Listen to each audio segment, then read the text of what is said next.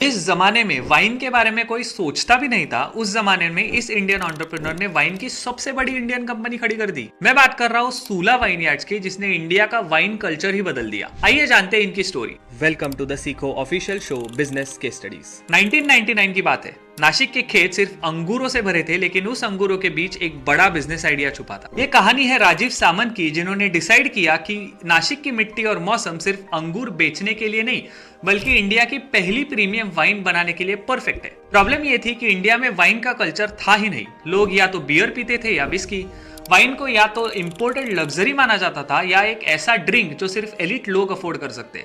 राजीव ने इस गैप को समझा और ये डिसाइड किया कि अगर इंडिया में वाइन कल्चर बिल्ड करना है तो सिर्फ बॉटल बेचने से काम नहीं चलेगा, वाइन को एक एक्सपीरियंस बनाना पड़ेगा। शुरुआत में चैलेंज ये था कि लोगों को एडुकेट कैसे करें।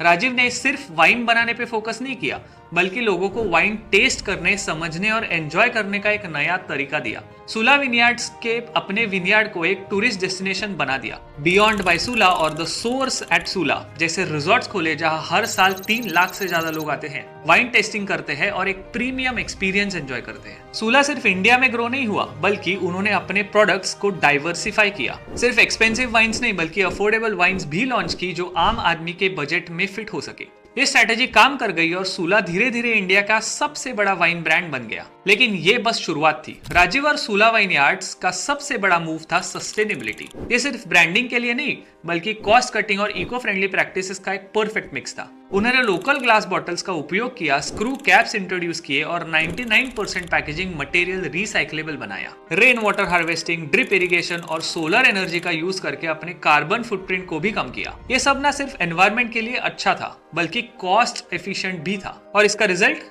पिछले साल यानी 2024 में सूला वाइनयार्ड्स का टोटल रेवेन्यू 575 करोड़ रुपीस तक पहुंच गया। 2025 में उन्होंने अपना सबसे बड़ा नेट रेवेन्यू रिकॉर्ड किया और आज सूला सिर्फ एक वाइन कंपनी नहीं, बल्कि इंडिया का सबसे बड़ा और ट्रस्टेड वाइन ब्रांड है, जो पिछले 25 साल से मार्केट डोमिनेट कर रहा है। तो अगर बिजनेस सीखना है तो सूला से 3 चीजें जरूर सीखना। पहला, मार्केट को समझो और उसके हिसाब से अपनी स्ट्रैटेजी बनाओ। इंडिया में वाइन कल्चर नहीं था, तो उन्होंने सिर्फ प्रोडक्ट नहीं, एक पूरा एक्सपीरियंस बिल्ड किया। दूसरा, डाइवर्सिफिकेशन और इनोवेशन पे ध्यान दो। प्रीमियम और बजट फ्रेंडली दोनों सेगमेंट्स के लिए प्रोडक्ट्स लॉन्च किए और वाइन टूरिज्म का एक नया ट्रेंड क्रिएट किया। और तीसरा, सस्टेनेबिलिटी को प्रायोरिटी बनाओ।